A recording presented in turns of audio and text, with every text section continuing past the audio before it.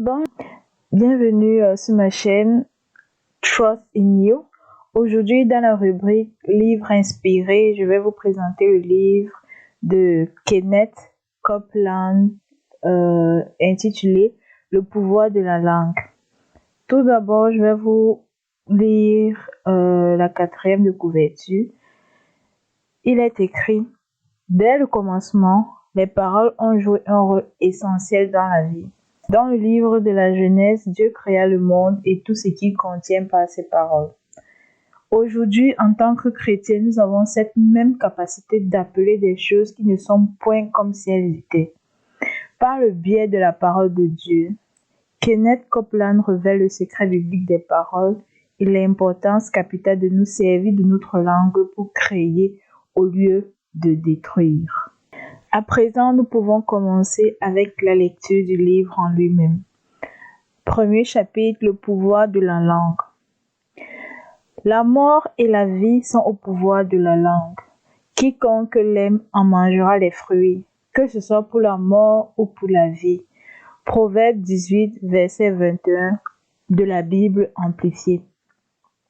Il existe un secret biblique à propos des paroles. Les mots sont spirituels. Ils sont chargés de puissance. Ce que nous disons est d'une importance capitale pour notre vie. Jésus dit: je vous le dis, au jour du jugement, les hommes rendront compte de toute parole vaine qu'ils auront proférée. Car par tes paroles tu seras justifié, et par tes paroles tu seras condamné. Matthieu 12, versets 36 à 37.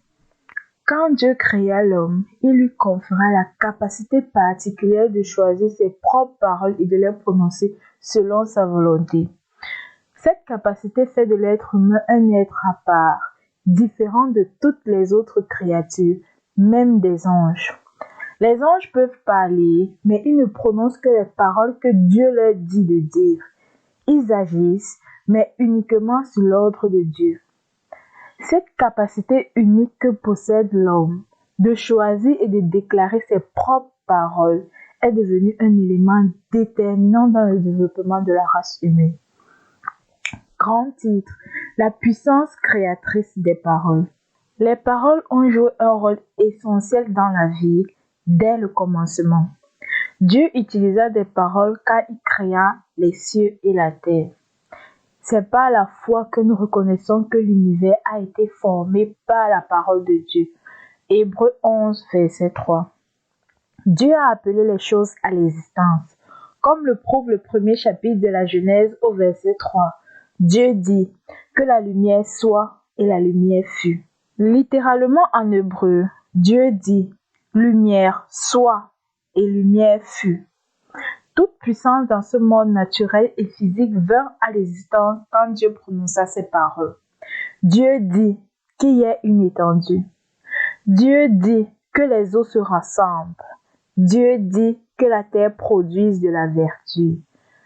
L'expression Dieu dit apparaît 10 fois dans ce premier chapitre de la Genèse. Pour la pensée naturelle, les répétitions sont plutôt ennuyeuses. Mais si vous avez une compréhension spirituelle des choses, vous réaliserez que si le Saint-Esprit l'a fait écrire de cette manière, c'est pour montrer à quel point les paroles ont joué un rôle capital dans la création. Chaque fois que Dieu parla, il libéra sa foi, la puissance créatrice qui fait que ses paroles s'accomplissent. Il créa toutes choses par la puissance de sa parole. Et selon Hébreux 1, verset 3, il soutient encore toutes choses par sa parole puissante. Les paroles de Dieu produisent exactement ce qu'il dit, et sa manière d'opérer ne change jamais. Une fois qu'il les a prononcées, ses paroles vont se réaliser. Relisez Genèse 1 et remarquez ces mots. Dieu dit, et cela fut ainsi. Quand Dieu parle, une puissance est libérée et quelque chose se passe. Dieu a créé le monde et tout ce qu'il contient. Puis il dit, faisons l'homme à notre image, selon notre ressemblance, et qu'il domine sur les poissons de la mer, sur les oiseaux du ciel, sur le bétail, sur toute la terre, et sur tous les reptiles qui rampent sur la terre. Dieu créa l'homme à son image. Il le créa à l'image de Dieu. Il créa l'homme et la femme. Genèse 1, versets 26 à 27. À l'instant précis où Dieu prononça ces mots, verset 26, l'homme vint à l'existence. Il fut créé au moyen des paroles remplies de foi de Dieu, des paroles de puissance, d'autorité et de vie. Ces paroles provenaient du fort intérieur de Dieu, où repose l'autorité et le pouvoir. Ainsi, toute la puissance nécessaire pour assujettir la terre faisait déjà partie de l'homme dès le commencement, puisque l'homme est issu de cette même puissance. Adam avait la même nature que Dieu. Il fut fait à sa ressemblance et par conséquent, il possédait un libre arbitre. Genèse 1, verset 28 dit « Dieu les bénit ». Bénir signifie dire du bien à propos de quelqu'un. Il les bénit et leur dit « Soyez féconds, multipliez, remplissez la terre et assujettissez-la, et dominez sur les poissons de la mer, sur les oiseaux du ciel, et sur tout animal qui se meut sur la terre. » Quand Dieu dit « Soyez féconds, multipliez, remplissez, assujettissez, dominez », il conclut une alliance avec l'homme. L'homme fut créé avec puissance. Puis Dieu donna à l'homme l'autorité d'utiliser cette puissance par l'alliance qu'il conclut avec lui, laquelle lui garantissait la domination sur la terre. L'homme reçut une pleine autorité pour régner tel un Dieu sur toute créature vivant sur la terre. Et il devait imposer sa domination en prononçant des paroles. Ces paroles seraient chargées de la puissance et de l'onction de Dieu qui avait été placée en lui dès l'instant où il fut créé. Grand titre, la puissance pervertie. Ce n'est qu'à partir du moment où Satan entra en scène que la puissance des paroles fut pervertie, pour amener la mort et la destruction. Satan n'est pas un Dieu, c'est un ange déchu. Il n'a pas la nature de Dieu. Par conséquent, il n'y a pas de puissance créatrice en lui. En tant qu'ange de Dieu, il lui était interdit d'agir selon sa propre volonté, mais il choisit de s'élever au-dessus de Dieu. Il essaya d'utiliser la puissance des paroles contre Dieu lorsqu'il dit « Je monterai au ciel, j'élèverai mon trône au-dessus des étoiles de Dieu, je m'assiérai sur la montagne de l'assemblée, à l'extrémité du septentrion. Je monterai sur le sommet des nues, je serai semblable au Très-Haut. » Ésaïe 14, versets 13 à 14. En choisissant ses propres mots, Satan brisa une loi fondamentale dans le monde spirituel. Il enfreignit les limites de son autorité et choisit de s'opposer à Dieu. Il dit « Je serai semblable au Très-Haut. J'élèverai mon trône au-dessus des étoiles de Dieu. » Mais Dieu ne le toléra pas. Il répondit « Tu seras précipité dans le séjour des morts, dans les profondeurs de la fosse. » Ésaïe 14, verset 15. À cet instant, leurs paroles s'affrontèrent et la parole de Dieu, la parole d'un esprit libre, d'un esprit ayant de l'autorité, remporta la victoire sur la parole d'une puissance angélique. Immédiatement, Satan fut expulsé du ciel. En utilisant la ruse et la tromperie, Satan réussit à s'approcher d'Adam et Ève dans le jardin d'Éden. Dans Genèse 3, nous voyons comment il se servit très subtilement des paroles que Dieu leur avait adressées pour éprouver leur foi et leur obéissance. Dieu avait dit « Tu pourras manger de tous les arbres du jardin, mais tu ne mangeras pas de l'arbre de la connaissance du bien et du mal, car le jour où tu en mangeras, tu mourras. » Genèse 2, versets 16 à 17. Mais Satan vint sous la forme d'un serpent et leur dit « Dieu a-t-il réellement dit ?» Genèse 3, verset 1. La version amplifiée de la Bible le traduit par « Est-il possible que Dieu ait vraiment dit ?» 1 Timothée 2, verset 14 dit que la femme a été trompée ou séduite. Mais l'homme ne l'a pas été. Adam avait ses yeux grands ouverts. Il savait ce qu'il faisait quand il enfreignit le commandement de Dieu et qu'il prit le fruit défendu. Par cette désobéissance, Satan put s'approprier l'autorité sur la terre. Il devint alors le Dieu de l'homme ou le Dieu de ce monde, comme le dit 2 Corinthiens 4, verset 4. Bien qu'il n'y ait pas en lui-même de puissance créatrice, il se sert de celle qui se trouve dans les paroles de l'homme pour manipuler les circonstances de ce monde. Tout ce qu'il fait n'est qu'une contrefaçon du vrai. Il prend ce que Dieu a déjà créé et le pervertit pour l'utiliser à ses fins. Jacques 3, verset 6 nous dit que la langue est enflammée par la géhenne. Satan veut utiliser les langues des hommes. Les langues des créatures semblables à Dieu ont beaucoup plus de pouvoir. Or, l'homme a été créé à l'image de Dieu. Grand titre, la parole de Dieu répandue. Dieu accorde aux paroles une place essentielle. Il n'a jamais rien fait sans l'avoir d'abord déclaré. Comme nous le voyons dans le premier chapitre de la Genèse. La parole remplie de foi de Dieu fut la force originelle de l'univers. Au moment de la création, Dieu établit ce qu'on appelle la loi de la Genèse, selon laquelle tout ce qui vit se reproduit selon son espèce. Le plan de Dieu pour l'homme était qu'il vive éternellement et qu'il constitue une race qui vivrait une relation et une communion intime avec lui. Mais quand Adam désobéit à Dieu, ce plan fut changé. L'autorité qui avait été conférée à l'homme se retrouva soudain entre les mains de Satan. À ce moment-là, Dieu fut obligé de revenir au point de départ, sa parole. Il ne pouvait pas refaire un autre homme à partir de la poussière de la terre, parce que le sol était maudit.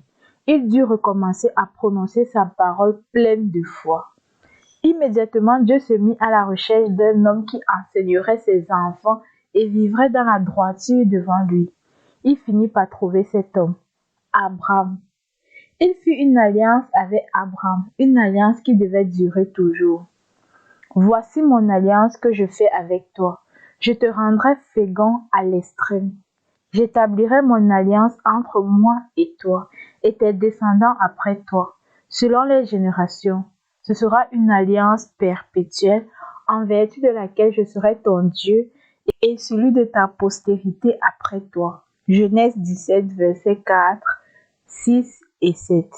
Une fois cette alliance établie, Dieu commença à semer sa parole sur la terre. Il se mit à décrire un rédempteur, un homme qui serait la manifestation de sa parole sur terre. Le seul moyen qu'avait Dieu pour introduire ses paroles dans le monde, c'était l'homme. Quand il prononçait des paroles de vie en rapport avec son alliance avec Abraham, ses prophètes répétaient ces paroles sur la terre. C'était un processus long et difficile, puisque les prophètes de l'Ancien Testament n'étaient pas des hommes nés de nouveau, mais parce qu'ils venaient sous l'alliance abrahamique, ils étaient capables de recevoir des instructions de Dieu, et cela fut imputé ou compté à justice. Romains 4, verset 22.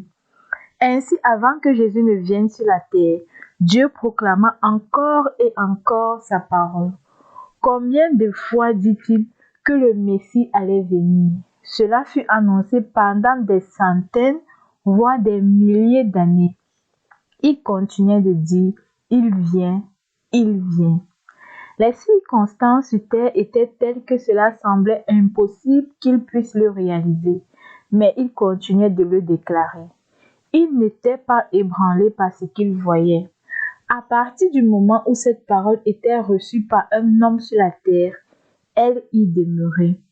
Dans Ésaïe 55, verset 11, Dieu dit, « Ainsi en est-il de ma parole qui sort de ma bouche. Elle ne retourne pas à moi sans effet, sans avoir exécuté ma volonté et accompli mes desseins. » Dieu ne renonçait pas. À travers la bouche de ses prophètes, il continuait d'envoyer sa parole encore et encore. Finalement, le grand moment arriva où cette parole prit une forme humaine. Et la parole était faite chair, et elle a habité parmi nous, pleine de grâce et de vérité. Et nous avons contemplé sa gloire, une gloire comme la gloire du Fils unique venu du Père. Jean 1, verset 14. La parole qui existait avant la fondation du monde vécut 33 ans en tant qu'homme. Son nom était Jésus. Il exerça le ministère de prophète sous l'alliance abrahamique pendant 3 ans. Puis il se donna lui-même comme l'ultime sacrifice de l'ancienne alliance. Il devint l'agneau du sacrifice, offert sur l'autel de la croix dans un seul but, vaincre Satan. Jésus fut le dernier Adam. 1 Corinthiens 15, verset 45. Et il réussit le test auquel le premier Adam avait échoué. Il paya le prix de la transgression d'Adam. Il prit sur lui son châtiment, son péché, ses maladies, ses infimités et sa honte. Jésus se chargea de tout cela, exactement comme s'il avait lui-même trahi Dieu. Jésus triompha de Satan en allant à la croix, en souffrant une mort horrible et passant 3 jours et 3 nuits dans le sein de la terre, en enfer. Matthieu 12, verset 40. Acte 2, verset 24 nous dit qu'il est ressuscité, qu'il a été délivré des liens de la mort. Jésus est appelé le premier-né d'entre les morts. Colossiens 1, verset 18. Il fut le premier homme qui soit né de nouveau de la mort à la vie. Lorsqu'il apparut à Jean sur l'île de Patmos, il lui dit « Ne crains point, je suis le premier et le dernier et le vivant. J'étais mort et voici, je suis vivant au siècle des siècles. Je tiens les clés de la mort et du séjour des morts. » Apocalypse 1, verset 17 à 18. Jésus vainquit Satan dans un terrible combat sous les yeux de toutes ses cohortes. Il reprit à Satan les clés de l'enfer. Il lui reprit l'autorité qu'il avait volée à Adam dans le jardin d'Éden.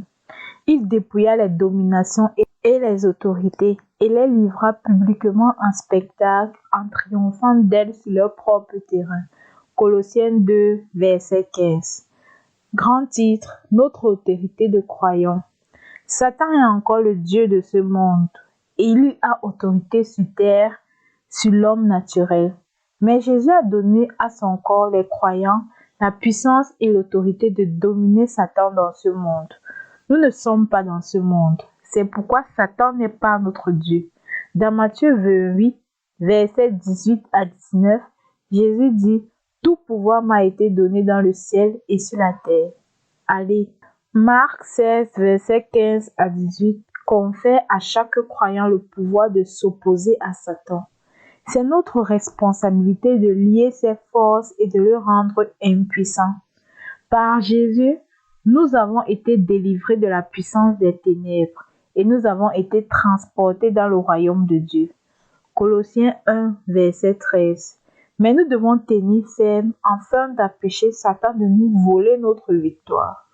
Nous sommes censés exécuter le jugement sur le royaume de Satan.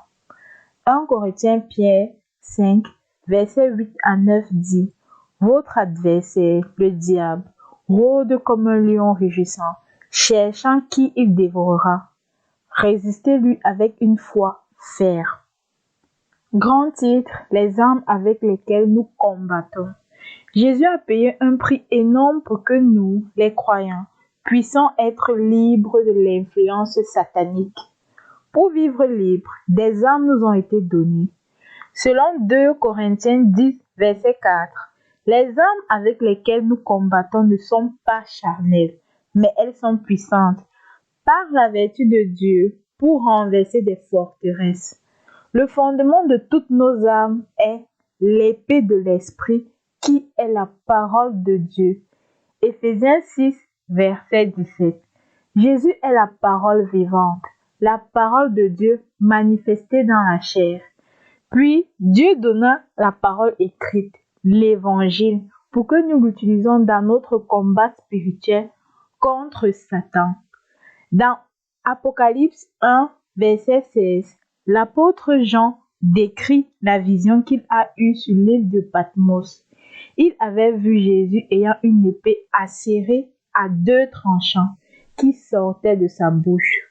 Cette épée, la toute-puissante parole de Dieu, est nôtre pour défendre nos droits d'enfants de Dieu nés de nouveau. D'après Hébreux 4, verset 12, la parole est vivante et efficace, plus tranchante qu'aucune épée à 2 tranchants, pénétrante jusqu'à partager âme et esprit, jointure et moelle. Nos âmes sont bien plus puissantes que celles de Satan. Mais pour qu'elles soient efficaces contre lui, nous devons apprendre à les connaître et savoir comment elles fonctionnent. Dans la formation au combat, un soldat est tellement entraîné qu'il est capable de démonter et de remonter son arme dans le noir, si nécessaire. Chaque croyant devrait être formé dans la parole de Dieu de la même manière. Mais nous devons faire plus que simplement connaître nos armes.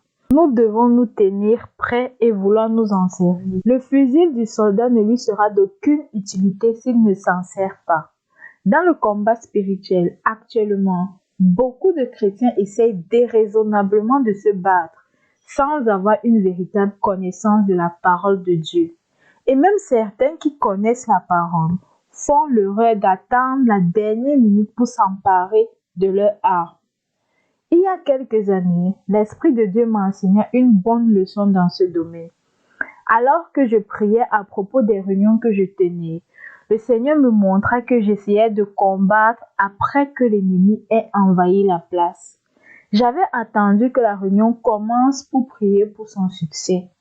J'aurais dû intercéder pour ces gens des semaines à l'avance et préparer le terrain spirituellement bien avant de démarrer les rencontres. Mais je ne m'étais occupée que d'un jour après l'autre. Quand Satan s'attaquait à moi dans un domaine, je le contre-attaquais là. Il venait alors contre moi dans un autre domaine. Ainsi, il me tenait constamment lié, livrant une petite bataille après l'autre. Attardant de prier, je laissais à Satan le temps de construire ses forteresses avant même que je n'essaye de le combattre. Et, bien sûr, je perdais presque toutes les batailles. Alors le Seigneur me dit une chose que je n'oublierai jamais. Il déclara: s'il avait expulsé Al Capone de Chicago quand il n'était encore qu'un petit malfaiteur, il n'aurait pas eu tant de mal à en venir à bout. Mais ils ont attendu qu'il devienne un criminel hors pair ayant tout un réseau organisé autour de lui. Il fallut alors toute une armée pour le neutraliser. J'ai bien retenu la leçon. Aujourd'hui, nous prions et intercédons pour nos rencontres plusieurs semaines ou mois à l'avance. Et lorsque je commence une conférence, je peux dire avec assurance: Père, au nom de Jésus, je me décharge sur toi de tout souci concernant ces rencontres. Grand titre: l'exercice de l'autorité. Satan vous défiera autant qu'il le pourra pour éprouver votre détermination à tenir ferme. Mais en comprenant et exerçant votre autorité en tant que croyant, toujours capable de le vaincre. Un excellent exercice simple de l'autorité est celui du policier. Il revêt un uniforme pour montrer son autorité et porte une arme pour la renforcer. Tout policier a le droit d'utiliser son arme dans le cadre de la loi pour échapper à l'autorité de la loi. Un criminel sait qu'il doit échapper à cette arme. S'il parvient à éviter le revolver, il peut contourner la loi. Satan opère à peu près de la même manière. Pour pouvoir agir en contournant Dieu, il doit éviter sa parole, parce que la puissance réside dans la parole de Dieu. En tant que croyant né de nouveau, vous êtes équipé de la parole. Vous avez la puissance de Dieu à votre disposition. En enracinant profondément la parole dans votre esprit et en la déclarant hardiment de votre bouche, vous libérez la puissance spirituelle qu'elle renferme pour changer les circonstances de votre vie. Jésus avait autorité sur la terre et il exerça cette autorité en utilisant des paroles. Quand il se retrouva au milieu d'une tempête sur la mer, il prononça ces mots: Silence, tais-toi. Et les éléments lui obéirent instantanément. Marc 4, versets 35 à 41. Il connaissait les lois spirituelles et il connaissait son ennemi, Satan. Il ne permettait ni à l'un ni aux autres de se mettre en travers de ce qu'il était appelé à faire. Grand titre, le pouvoir des paroles de Jésus. Dans Jacques 3, il y a un puissant enseignement concernant la langue et le pouvoir qu'elle contient. L'apôtre Jacques était le demi-frère de Jésus. Il avait été élevé dans la même maison. Il avait vu comment Jésus faisait face aux situations quotidiennes. Même si Jésus n'avait fait aucun miracle avant l'âge de 30 ans, il a vécu toute sa vie par la foi. Hébreux 11, verset 6 dit que sans la foi, il est impossible de plaire à Dieu. Or, Jésus lui plaisait certainement. Luc 2, verset 40 dit, en parlant de Jésus, l'enfant croissait et se fortifiait. Il était rempli de sagesse et la grâce de Dieu était sur lui. Et dans Luc 2, verset 52, il est écrit, et Jésus croissait en sagesse, en stature et en grâce, devant Dieu et devant les hommes. Jésus a vécu par la foi dès qu'il eut la connaissance mentale pour savoir comment se servir de son propre corps physique. Puisque personne ne peut vivre par la foi sans déclarer sa foi, Jésus aussi parlait avec foi. Sa mère l'avait compris. Elle savait que tout ce qu'il disait se réalisait. Aux noces de Cana, elle dit aux serviteurs, faites ce qu'il vous dira. Jean 2, verset 5. Tout ce que Jésus faisait, tout ce qu'il disait était contraire à la manière du monde.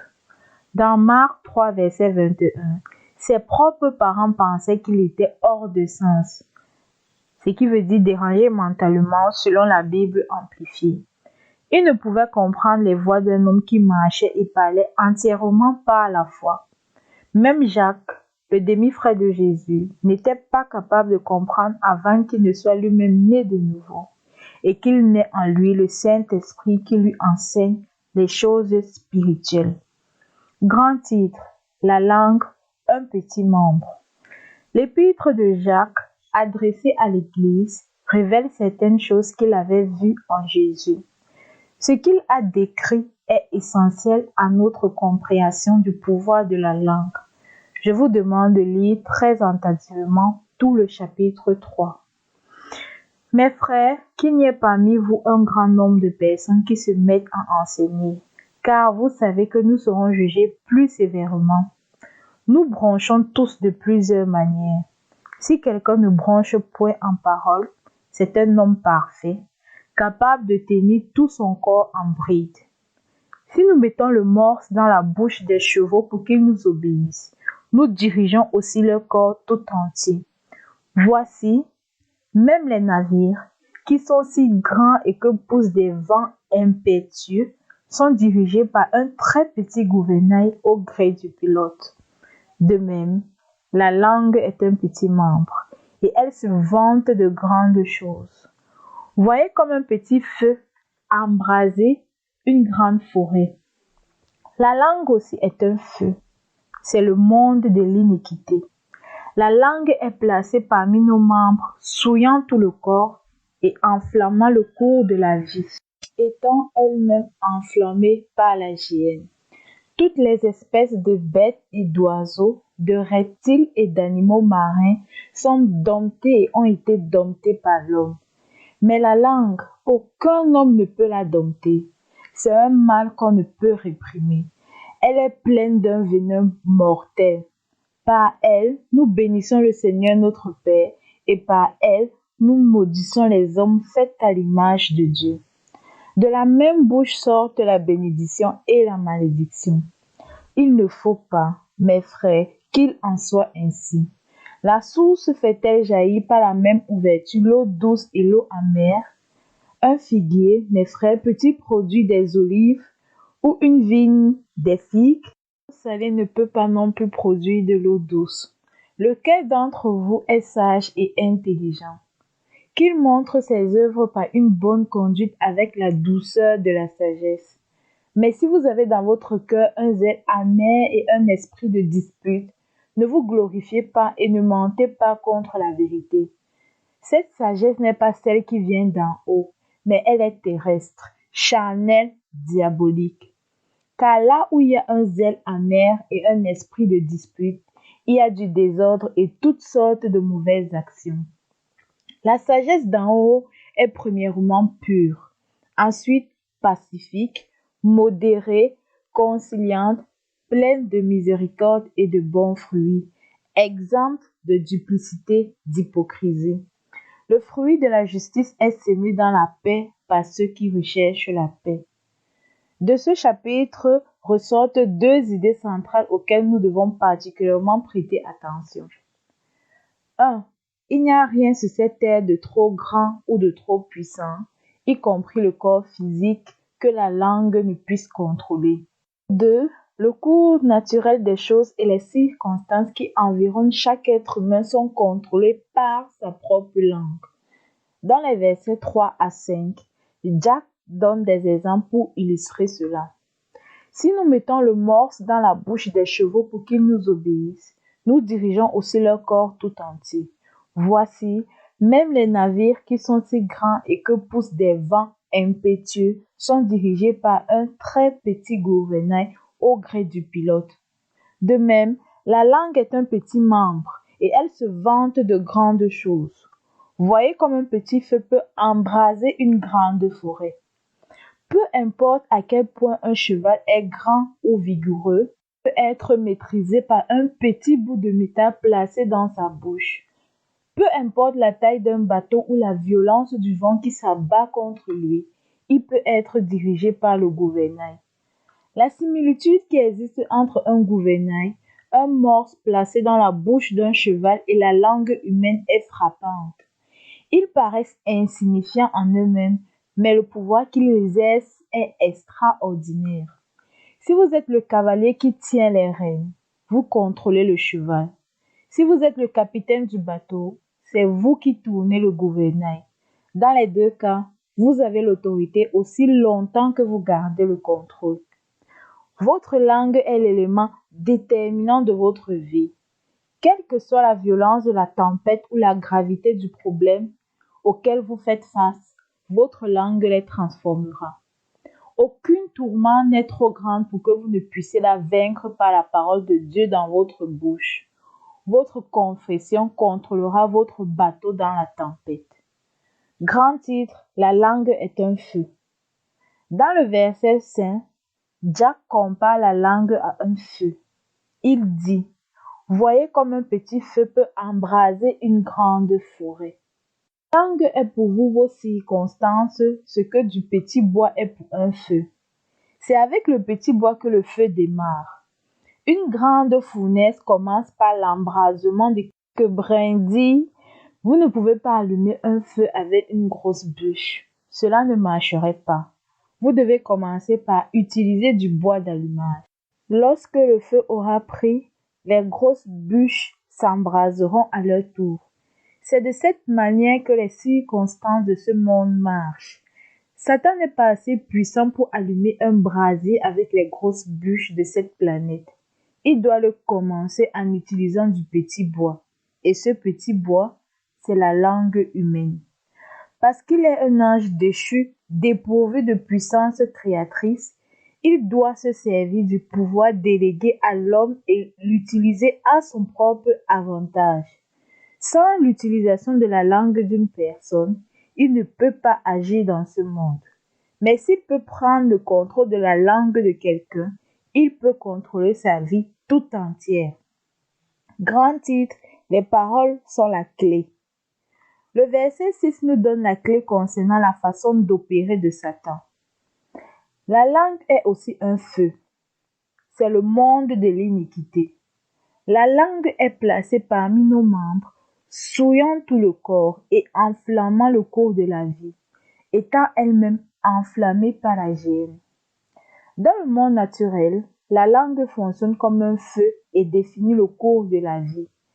En se servant de la langue, Satan contrôle les circonstances.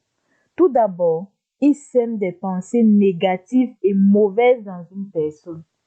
Puis, au fur et à mesure que cet individu les ressasse, elles pénètrent dans son esprit. Finalement, de l'abondance du cœur, la bouche parlera. Remarquez les paroles de Jésus dans Matthieu 6, verset 31. Ne vous inquiétez donc pas et ne dites pas que mangerons-nous, que boirons-nous, de quoi serons-nous vêtus? D'abord, vous avez une pensée d'inquiétude, puis vous la dites.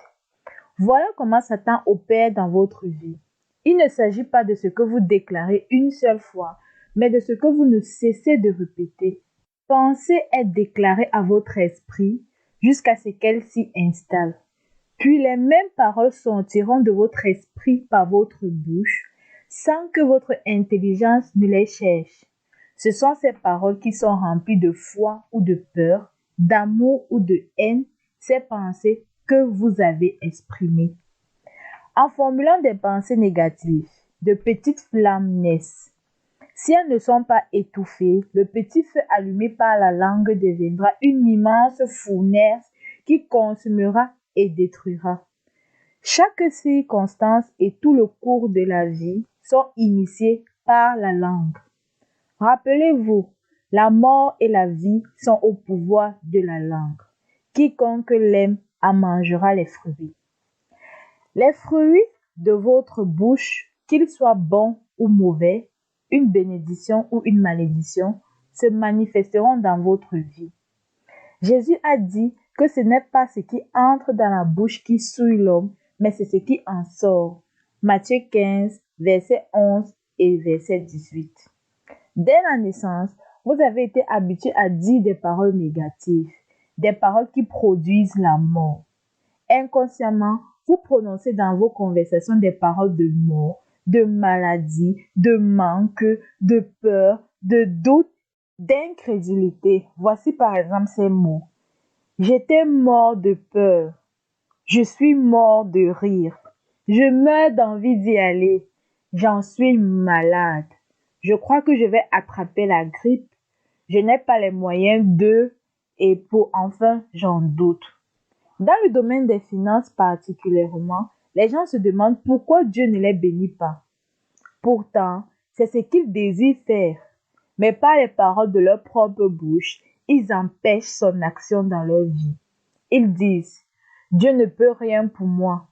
Il ne me donnera rien. Qui pourrait bien vouloir me donner quelque chose? Leurs paroles deviennent rudes contre Dieu. Malachie 3, verset 13. Vous dites ces choses sans même vous en rendre compte. Mais quand vous le faites, vous libérez des forces négatives dans votre vie et le feu s'embrase. Vous comprenez maintenant pourquoi Jacques, dans 3, versets 10 à 12 dit de la même bouche sortent la bénédiction et la malédiction. Il ne faut pas, mes frères, qu'il en soit ainsi. La source fait-elle jaillir par la même ouverture l'eau douce et l'eau amère? Un figuier, mes frères, peut-il produire des olives ou une vigne, des figues? De l'eau salée ne peut pas non plus produire de l'eau douce. Grand titre, déclarer la parole avec foi. Comment puis-je éteindre le feu avec l'eau de la parole? Éphésiens 5, verset 26. Enracinez profondément la parole de Dieu dans votre esprit. Jésus a dit, c'est de l'abondance du cœur que la bouche parle. Si la parole est abondamment dans votre cœur, elle sortira de votre bouche. En déclarant la parole de Dieu, vous remplacez les forces négatives qui sont à l'œuvre dans votre vie par les forces positives provenant du bon trésor de votre cœur. De la même façon que vos paroles avaient libéré la puissance de Satan, vos paroles peuvent libérer la puissance de Dieu. Vos paroles avaient apporté la mort et la maladie. La parole de Dieu dans votre bouche apportera la vie et la guérison. Vos paroles avaient produit la pauvreté et le manque. La parole de Dieu produira la prospérité et l'abondance. Le principe spirituel de Marc 11, verset 23 est un fondement pour votre vie de croyant né de nouveau. C'est ainsi que Dieu utilise sa parole, sa propre foi. Jésus lui-même disait au verset 22, « Ayez foi en Dieu » ou selon une autre traduction, « Ayez la foi de Dieu ». Puis il expliqua comment fonctionne la foi de Dieu.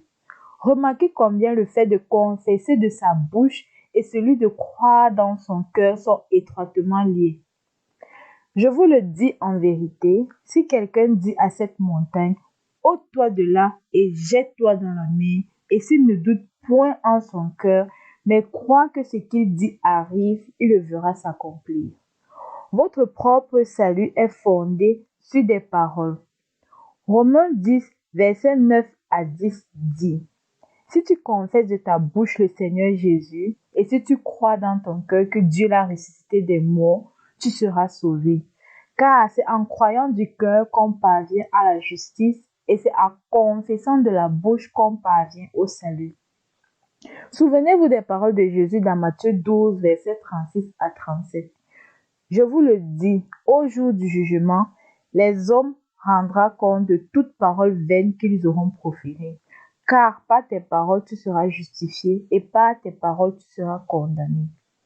Vous n'en êtes pas justifié par le nombre de jeûnes que vous avez effectués, ni par le nombre d'heures que vous avez passées dans la prière. Jésus a dit que vous êtes soit justifié, soit condamné par les paroles qui sortent de votre bouche. Les paroles ont vraiment du prix. Grand titre, arrêtez Satan avec des paroles. La stratégie préférée de Satan est de vous amener à fixer votre attention sur les expériences de la vie. Il fera en sorte que vous passiez beaucoup de temps à analyser ce qui vous est arrivé et à en rechercher les causes. Il essaiera de vous faire accepter ce mensonge que tant de gens religieux ont cru, que les tempêtes de la vie viennent sur vous pour vous enseigner quelque chose. Aussi longtemps que vous croyez cela, Satan pourra vous maintenir dans cette tempête et s'assurer que vous ne viviez jamais une vie victorieuse. Satan vous dira, tu n'y arriveras pas. Si vous le croyez, il vous malmènera. Il vous poussera à bout autant qu'il le pourra. Mais je veux que vous réalisez que Satan peut être stoppé. Dans l'enseignement que Jésus donne dans Matthieu 6, verset 31, il dit, « Ne vous inquiétez donc pas et ne dites pas, que mangerons-nous? Que boirons-nous? De quoi serons-nous vêtus? » D'abord, nous avons une pensée inquiète, puis nous la disons. En utilisant ce même principe, vous pouvez arrêter Satan. Emparez-vous de la pensée, puis déclarez, « Non, Satan, la parole de Dieu affirme que j'ai autorité sur toi. Je n'ai pas à t'écouter. Jésus-Christ a fait de moi la justice de Dieu et je refuse de faire un pas de plus sous ton influence.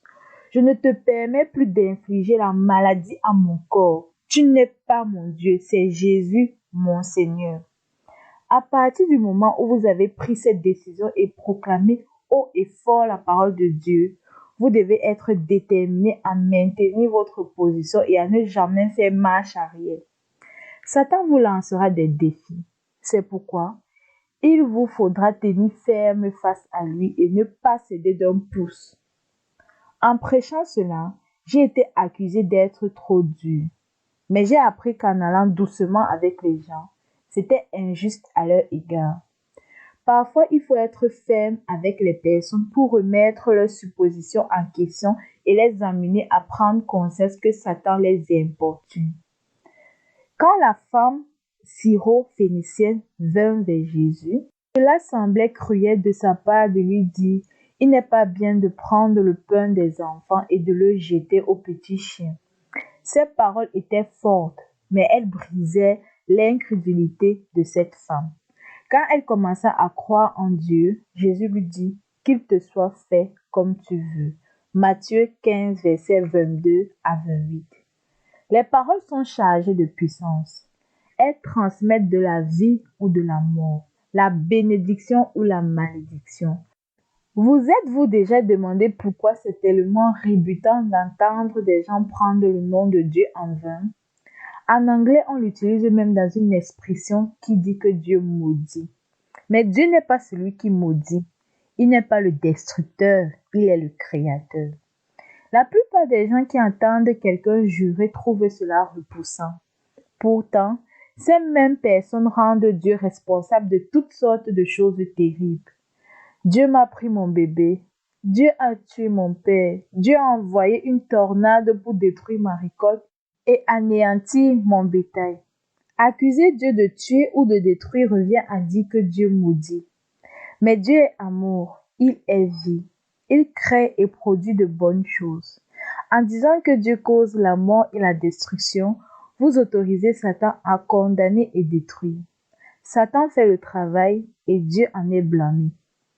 Certaines compagnies d'assurance appellent les catastrophes naturelles, telles les incendies, les inondations, les tremblements de terre, les tornades, des actes de Dieu.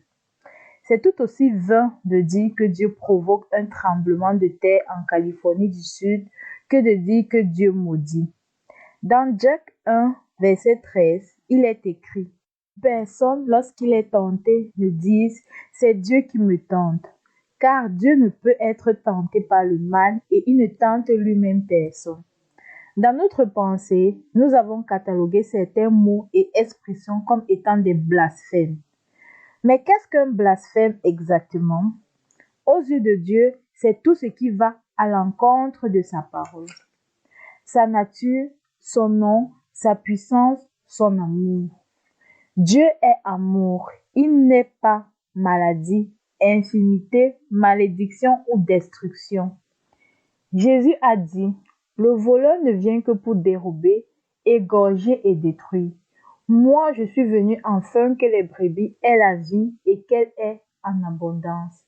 Jean 10, verset 10. La vie abondante est offerte gratuitement. Pourtant, beaucoup de chrétiens ne la vivent pas, parce qu'ils sont dans l'ignorance. Mon peuple est détruit parce qu'il lui manque la connaissance. Osée 4, verset 6. Une fois que vous savez comment tout cela fonctionne, vous réalisez comment Satan s'en est servi à ses propres fins. La langue aussi est un feu. C'est le monde de l'iniquité, enflammant le cours de la vie, étant elle-même enflammée par la géhenne. Jacques 3, verset 6. Voilà comment ça marche. Satan utilise votre langue pour enflammer contre vous le cours de la vie. Dès votre naissance dans ce monde, vous êtes entraîné à parler négativement à votre propos, de votre vie et de ce qui se passe autour de vous. En se servant de votre langue, Satan intervient dans le déroulement de votre vie. Arrêtez-vous et écoutez-vous parler dans les conversations de tous les jours. Entraînez-vous à écouter votre propre parole. La plupart du temps, vous parlez sans réfléchir, ne réalisant pas quelles sont les conséquences de ces paroles dans votre vie. Par exemple, quand les premiers froids arrivent, on parle beaucoup de la saison de la grippe qui recommence. Les gens font des commentaires sur les honoraires du médecin qu'ils auront à payer en plus. De telles remarques résultent de la peur que la maladie soit inévitable. Si l'on vous demande, croyez-vous à la guérison divine? Vous répondrez, oui, bien sûr. Mais il se peut que vos conversations de tous les jours annulent ces déclarations de foi. Proverbe 6, verset 2 dit que vous êtes liés par les paroles de votre bouche. Quand vous faites des déclarations de peur, de doute, d'incrédulité, etc., l'étincelle de la destruction s'allume et Satan attisera la flamme autant qu'il le pourra pour la faire grandir. Puis, dès que le feu vous environnera de toutes parts, il l'attaquera. Pour des yeux non exercés, il semblera que la tragédie soit venue de nulle part. On se demande tout de suite pourquoi? Pourquoi cela m'arrive-t-il à moi? Apparemment, il n'y a pas de réponse à cette question. Pourtant, il y en a bien une. La langue enflamme le cours de la vie et la langue est elle-même enflammée par le feu de l'enfer. En sachant que votre langue contrôle le cours de votre vie, vous pouvez mettre fin aux agissements de Satan. Vous pouvez maîtriser Satan en apprenant à maîtriser votre langue. Bien que cela paraisse impossible, c'est réalisable. Mais cela exige que la puissance du Saint-Esprit soit à l'œuvre dans votre vie. Jacques 3, versets 7 à 8 dit: Toutes les espèces de bêtes et d'oiseaux, de reptiles et d'animaux marins sont domptées et ont été domptées par l'homme. Mais la langue, aucun homme ne peut la dompter. C'est un mal que l'on ne peut réprimer. Elle est pleine d'un venin mortel. L'homme peut dompter les bêtes sauvages, mais il ne parvient pas à maîtriser sa propre langue. Cela ne signifie pas que la langue ne peut pas être domptée. Cela veut simplement dire que l'homme n'y arrive pas. La langue ne peut pas être domptée par la même force naturelle que l'homme utilise pour soumettre les animaux. Cela demande une puissance spirituelle et cette puissance spirituelle est à la disposition de chaque croyant né de nouveau. Jésus a dit: Les paroles que je vous ai dites sont esprit. Jean 6, verset 63. Merci Seigneur pour ta parole écrite. Votre langue n'est qu'un instrument. C'est dans votre cœur que réside la clé. Ce qui est dans votre cœur en abondance, c'est ce qui sortira de votre bouche. Si vous remplissez votre cœur de la parole de Dieu, c'est la parole de Dieu qui sortira de votre bouche. Vous pouvez commencer dès aujourd'hui à établir un nouveau standard pour votre vie, en changeant la parole que vous prononcez. Mais d'abord, vous devez utiliser l'autorité de la parole de Dieu pour briser la puissance des paroles que vous avez dites antérieurement. J'ai préparé une confession basée sur la parole de Dieu pour que vous puissiez l'utiliser comme une arme spirituelle. Emparez-vous-en et utilisez-la. Éteignez le feu que Satan a allumé dans votre vie. Éteignez-le maintenant. Dieu merci, vous avez la parole de Dieu, la puissance du Saint-Esprit et le nom de Jésus. Vous pouvez faire appel au ministère d'avocat de Jésus. Si nous confessons nos péchés, il est fidèle et juste pour nous les pardonner et pour nous purifier de toute iniquité. Et si quelqu'un a péché, nous avons un avocat auprès du Père, Jésus-Christ le juste. Jean 1, verset 9, verset 2 à 1. Comment avez-vous reçu Jésus comme votre Seigneur? En le confessant. Comment chassez-vous le péché de votre vie? En le confessant. Vos paroles reconnaissent ce péché et le rejettent loin de vous. Apocalypse 12, verset 11 dit: Ils l'ont vaincu à cause du sang de l'agneau et à cause de la parole de leur témoignage. Il confirmera sa parole par sa puissance. Mettez la parole de Dieu dans votre cœur et elle sortira de votre bouche. Votre bouche n'a pas le choix. Elle déclarera ce qu'il y a en abondance dans votre cœur. Commencez aujourd'hui à construire un avenir tout neuf en soumettant votre langue à Jésus et à sa parole. Une prière pour la fin. Père, au nom de Jésus, je prends fermement la décision de contrôler ma langue. Je regrette toutes les paroles que j'ai prononcées contre toi ou ton œuvre dans ma vie. Je renonce à cette façon d'agir. J'annule le pouvoir de ces paroles et je consacre ma bouche à proclamer ta parole. De l'abondance du cœur, la bouche parle. C'est pourquoi je vais remplir mon cœur de ta parole. Seigneur, veille sur mes lèvres. Je vais me mettre à parler en accord avec ta parole. Comme je suis ton enfant, je déclare que je suis guéri, que je suis rempli de ton puissant Saint-Esprit, que je suis la justice de Dieu en Jésus-Christ. Je suis victorieux dans tous les domaines de ma vie parce que tu as fait en sorte qu'il en soit ainsi. Père, je te remercie parce que les paroles de ma bouche n'exprimeront plus un cœur partagé. Je laisse la parole de Christ demeurer en moi dans toute sa richesse, en toute sagesse. Tout ce que je fais, que ce soit en parole ou en acte, je le fais au nom du Seigneur Jésus-Christ, en te rendant grâce. Au nom de Jésus-Christ.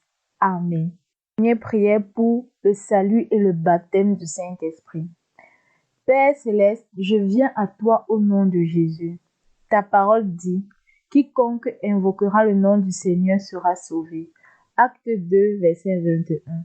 Je t'invoque et je te demande, Jésus, de venir dans mon cœur pour devenir le Seigneur de ma vie, selon Romains 10, verset 9 à 10. Si tu confesses de ta bouche que le Seigneur Jésus, et si tu crois dans ton cœur que Dieu l'a ressuscité des morts, tu seras sauvé. Car c'est en croyant du cœur qu'on parvient à la justice, et c'est en confessant de la bouche qu'on parvient au salut. Je le fais maintenant. Je confesse que Jésus est Seigneur et je crois dans mon cœur que Dieu l'a ressuscité d'entre les morts. Je suis né de nouveau. Je suis devenu chrétien, enfant de Dieu Tout-Puissant. Je suis sauvé. Ta parole dit également, si d'hommes méchants comme vous l'êtes, vous savez donner de bonnes choses à vos enfants, à combien plus forte raison le Père Céleste donnera-t-il le Saint-Esprit à ceux qui le lui demandent. Luc 11, verset 13. Je te demande aussi de me remplir du Saint-Esprit. Saint-Esprit, élève-toi en moi alors que je loue Dieu. Je m'attends à parler en d'autres langues parce que tu m'en donnes la capacité. Acte 2, verset 4. Au nom de Jésus, Amen. Commencez à louer Dieu à présent car il vous a rempli du Saint-Esprit. Prononcez les mots et les syllabes qui viennent, pas dans votre propre langue, mais dans celui qui vous est donné par le Saint-Esprit. Vous devez utiliser votre propre voix. Dieu ne vous forcera pas à parler. Ne vous inquiétez pas du résultat produit, c'est une langue céleste. Persévérez dans la bénédiction que Dieu vous a accordée et priez dans l'esprit, en langue chaque jour. Vous êtes maintenant né de nouveau, un croyant rempli du Saint-Esprit. Vous ne serez plus jamais la même ou le même. Recherchez une bonne église où l'on prêche fidèlement la parole de Dieu et où on la met en pratique.